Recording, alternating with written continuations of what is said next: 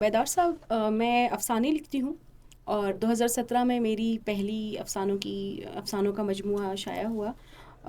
20 افسانے تھے اس کے اندر. جی لیکن پھر اس کے بعد کچھ مسائل ایسے رہے کہ بہت زیادہ لکھنے لکھانے کی طرف نہیں ٹائم دے سکی. کافی کام میرا آدھا ادھورا پڑا ہوا تھا اور اب جا کے اس کو میں مکمل کر رہی ہوں، کمپائل کر رہی ہوں. تو انشاءاللہ بہت جلد میری دوسری کتاب بھی افسانوں کی ہی منظر عام پہ آئے گی. اور اس میں پھر اب اس بار میں نے اپنی مادری زبان میں بھی لکھا ہے، تو اردو اور براہوی دونوں زبانوں میں میری کتابیں انشاءاللہ بہت جلد منظر عام پہ آ جائیں گی. اچھا، سیاست کے میدان میں بھی آپ نے کام کیا، کس پارٹی سے اور کس حیثیت میں کام کیا؟ نیشنل پارٹی سے میں نے جب اپنی سیاسی ایکٹیویٹیز کا آغاز کیا تھا 2008 میں. یہ وہ وقت تھا جب میرا فریش آئی ڈی کارڈ بنا تھا اور اس وقت جو ہے بڑا اسٹوڈنٹ پالیٹکس کی طرف رجحان بھی تھا. دو کہ میں نے اسٹوڈنٹ پولیٹیکل پلیٹ فارم سے نہیں جوائن کیا، میں براہ راست ہی مین پارٹی میں آئی تھی، مدر ونگ میں. لیکن یہ کہ اس وقت خواتین نہیں تھیں، جگہ نہیں تھی، اس طرح سے لوگوں کے لیے ایکسیپٹنس نہیں تھی. تو ہمیں انہوں نے خواتین سیکٹری کے طور پہ جو ہے کام کرنے کا موقع دیا. بعد میں یہی رجحان بن گیا کہ خاتون صرف خاتون سیکٹری ہو سکتی ہے. بڑی مشکل سے ہم نے انہیں سمجھایا کہ جب آپ جنرلی کسی کو الاؤ کرتے ہیں پولیٹیکل پریکٹسز کا، تو اس کو کچھ اور بھی بننے دیں. اس طرح تو پھر وہ ایک خاتون کبھی پارٹی کی صدر بھی نہیں بن سکتی، کبھی کوئی اور. تو پھر کچھ عرصے کے لیے I was finance secretary too, اور information secretary, sorry not finance secretary, information secretary بھی تھی.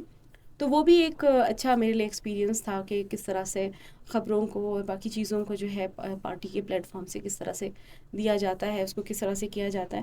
مطلب میں نے ایک ایسے سیاسی کارکن کی طرح کام کیا جس کو ہماری جڑیں جو ہیں وہ قوم پرستی کی اس پہ مضبوط ہوئیں. قوم پرستی کی سیاست تھی اور ہمیں ایسے قائدین میسر ہوئے جیسے امیر حاصل بزن، جو اللہ ان کی مغفرت کرے، اور ڈاکٹر یاسین بلوچ، ڈاکٹر مالک بلوچ، ڈاکٹر حئی بلوچ. ان کے زیر سایہ جو ہماری تربیت ہوئی، انہوں نے ہمیں بہت زیادہ نکھارا اور بنایا. اچھا، بلوچ معاشرے میں ہم دیکھتے ہیں کہ خواتین کو خاص کر اگر وہ سروس میں جائیں یا سیاست میں جائیں ان کو اچھا نہیں سمجھا جاتا. کیا آپ کے لیے بھی مشکلات پیدا کی؟ ایسا ہی ہے، ہم کہیں باہر سے تو نہیں آئے، اسی سماج کا حصہ ہیں. ہمیں بھی بہت جگہوں پہ نہ چاہتے ہوئے بھی اپنی وضاحتیں دینی پڑی تھیں کہ اچھا اگر ہم کہیں ٹریننگز کر رہے ہیں، کہیں ہم سیاست کر رہے ہیں، تو وہ صرف ہمارا کام ہے، وہ ہمارا پیشن ہے، اور اس میں کوئی ایسی چیز نہیں ہے جو کہ غلط ہو.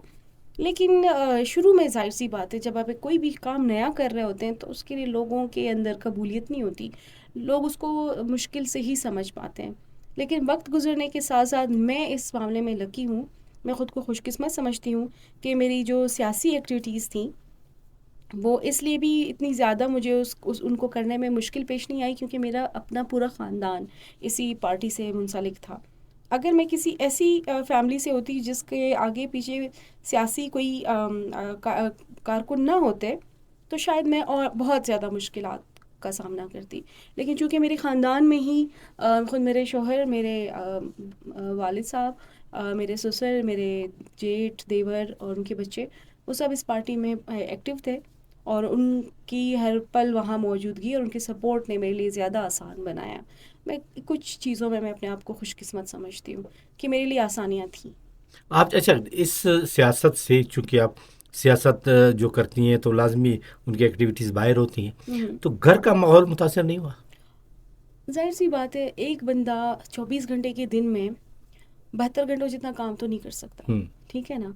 یا آپ گھر میں ہوں گے یا آپ گھر میں نہیں ہوں گے. جب آپ گھر میں نہیں ہوں گے تو ظاہر سی بات ہے کہ گھر متاثر ہوتا ہے، اور بہت مشکل ہے کہ اس کو ایک نارمل اور عام گھر کی طرح، جہاں خواتین صبح اٹھ کے بچوں کو تیار کر کے، شوہر کو تیار کر کے گھر سے باہر بھیجتی ہیں اور پھر گھر کے کام ختم کر کے برنچ ٹائم پہ ناشتے کے ساتھ صبح کے پروگرام یا جو ہے ڈرامے دیکھ کے اپنا دن گزارتی ہیں. میرے لیے لائف اس طرح نہیں ہے. میری پھر روٹین تھوڑی سی الگ طرح کی ہے. میں ایک ورکنگ وومن ہوں، اور چونکہ پھر میری سماجی جو ہے وہ بھی ہے، مصروفیات بھی ہیں، تو پھر میرے لیے مشکل ہے. میں پھر اپنے کام اویلیبلٹی کے بیسس پہ کہ وقت ہے تو پھر وہ میرے کام ہوتے ہیں، نہیں تو وہ پینڈنگ ہوتے ہیں. اگلے دن کے لیے رہ جاتے ہیں. تو چیزیں ڈسٹرب ہوتی ہیں، لیکن چونکہ ہم اس چیز کے عادی ہو چکے ہیں، میرے گھر میں سب اسی بات کے عادی ہیں کہ یہ ایک سوشل اور ورکنگ وومن ہے، اس کی اور بہت سی ضروریات ذمہ داریاں ہیں، سوسائٹی کو اس کی ضرورت ہے. تو اس کے اسکلس کو ہم صرف گھر کے اور گھر کے کاموں کے لیے ہم ضائع نہیں کر سکتے. یہ شعور پھر میرے گھر میں ہے. میرے بچے بھی اسی طرح سے مجھے سپورٹ کرتے ہیں، تو میرے لیے پھر آسان ہے میرے اچھا یہ گھر کے بتائیں کام. کہ بلوچستان کے جو خواتین ہیں، خاص کر دور دراز کے بھی، دیہاتوں کے بھی، ان کے مسائل کیا ہیں؟ سب سے بڑا مسئلہ خواتین کی تعلیم کا ہے، ہم، اور صرف تعلیم نہیں کہ ان کو الف بے پڑھنا آ جائے، شعور، اپنے حقوق سے آگاہی کا.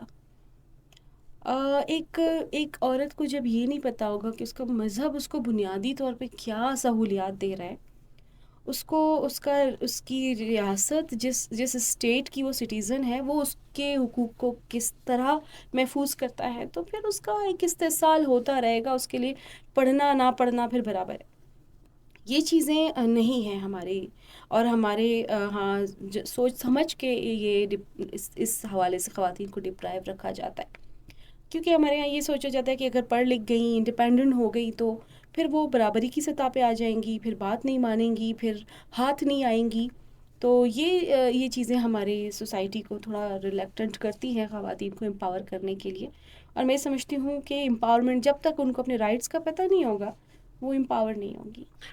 تو ان میں شعور اور آگاہی پیدا کرنے کے لیے کیا کر رہی ہیں آپ لوگ؟ رول ماڈلز کی ضرورت ہے. رول ماڈلز جتنے بنیں گے اتنا ہی ان کو سمجھ آئے گی کہ وہ خواتین بھی کچھ کر سکتی ہیں. کچھ عرصے پہلے میری پری گل ترین کے ساتھ ہماری ایک میٹنگ تھی، جس میں آپ جانتے ہیں ان کو کہ شی از اے رول ماڈل. ماشاء اللہ اس نے ایک انسپریشن دی ہے ہماری بچیوں کو، ہماری بلوچ اور پشتون بیٹیوں کو. اس نے بتایا کہ وہ یونیفارم پہن کر کیا کیریکٹر پلے کر سکتی ہیں، کیا رول پلے کر سکتی ہیں. شی از اے جیم آف دی لائک، ہماری بیٹیوں کے لیے ایک رول ماڈل ہے. اس نے بتایا کہ ایک اس طرح سے تھا کہ راستہ وغیرہ بند ہو گیا تھا، کوئی ہڑتال تھی، کوئی اسٹرائک تھی، because she was the administrative person جو اس کو وہ کر سکتی تھی اس کو حل. تو جب وہ آئی کہ تھی، بازار کا کوئی ایریا تھا، وہاں پہ خواتین پھنسی نہیں تھی. خواتین نے کہا کہ اچھا اب یہ عورت آ کے راستہ کھولے گی. ان کو نہیں پتا تھا کہ شی از دا اتھارٹیٹیو پرسن. اور جب اس نے راستہ کھولا، کہتے وہ ساری عورتیں جو حیران ہو کے دیکھ رہی تھی، کہتی میرے لیے وہ بڑا ایک پرائڈ، ایک ایسا مومنٹ تھا. اور میں سمجھتی ہوں صرف اس کے لیے نہیں، ہم ساری عورتیں جو ہمیں لگتا ہے کہ ہم نے اپنی عورتوں کے لیے، گھر بیٹھی عورتوں کے لیے کچھ کرنا ہے، میں کہتی ہوں یہ وہ ہوا. وہ عورتوں نے جب دیکھا کہ ایک عورت بھی راستہ کھلوا سکتی ہے، کوئی کانفلکٹ ختم کر سکتی ہے، وہ بھی ایڈمنسٹریٹر ہو سکتی ہے، کسی ایڈمنسٹریٹو پوزیشن پہ ہو سکتی ہے، تو انہوں نے خود اگر نہیں ہے، ابھی نہیں بن سکتی، تو وہ اپنی بیٹیوں کی تربیت، بیٹیوں کی تعلیم پہ آج کے بعد وہ انویسٹ کریں گی کہ ہم نے ایک پری گل ترین بنانا ہے، ہم نے ایک شبانہ بنانا ہے، ہم نے ایک راحیلہ دورانی بنانی ہے، ہم نے ایک شازیہ بنانا ہے، ہم نے ایک یاسمین بنانا ہے، جو ہم رول ماڈلز ہیں.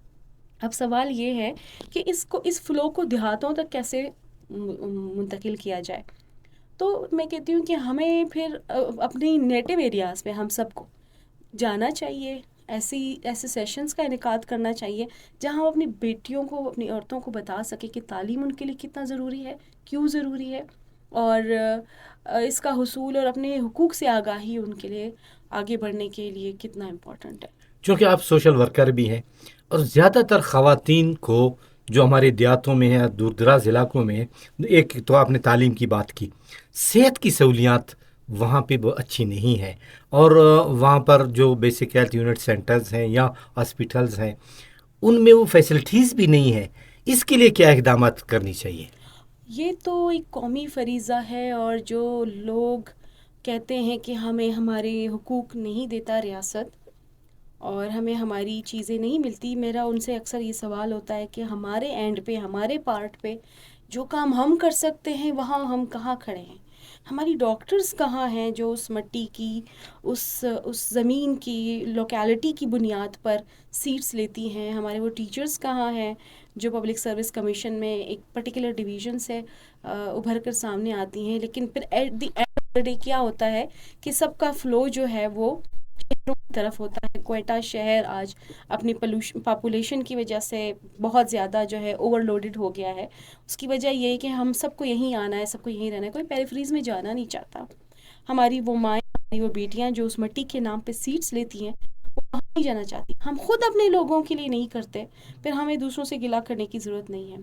اگر ہمارے دل میں اپنے لوگوں کے لیے اتنا درد ہے تو میری ریکویسٹ ہے ان سارے لوگوں سے, چاہے وہ میل ہوں چاہے وہ فیمیل ہوں, آپ جس مٹی کے نام پہ سلیکٹ ہوتے ہیں, جس مٹی کے نام پہ آپ ملازمت حاصل کرتے ہیں, خدا را وہاں جا کے کام کریں, وہاں آپ کی ضرورت ہے.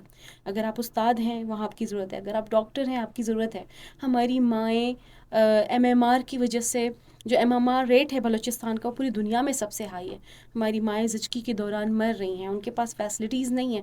کتنے مطلب اگر ڈاکٹر وہیں ہوں تو ضرورت نہیں ہے ان کو اٹھا کر شہروں کی طرف لے کر آنے کی. پھر ہم ایمبولینسز کا گلا کرتے ہیں, ہم کہتے ہیں کہ کچھ بھی نہیں تھا. جب ڈاکٹرز جائیں گے, ڈاکٹرز اپنی اویلیبلٹی کو انشور کریں گے, تو پھر ہر چیز وہاں پہنچ سکتی ہے. ہر چیز کا ایک میکانزم ہوتا ہے. اگر ہم نہیں جائیں گے, خود مجھے ایز اے سیاسی کارکن کتنی ڈاکٹرز اپروچ کرتی ہیں کہ ہمارا ٹرانسفر پیریفری میں ہو گیا ہے, تو آپ اپنے سورسز کا استعمال کر کے ہمیں شہر واپس لے آئیں. تو مجھے بڑا دکھ ہوتا ہے کہ پھر وہ پیریفری میں موجود عورتوں کا کیا, کہ جن کو اتنا بھی حق نہیں ہے کہ ان کی مٹی سے سلیکٹ ہونے والی ڈاکٹرز, اسی مٹی کی بنیاد پہ آنے والی ڈاکٹرز ان کا علاج کرنے بھی وہاں نہیں جانا چاہتی, اپنے علاقے جانا نہیں چاہتی. تو بہت دکھ کی بات.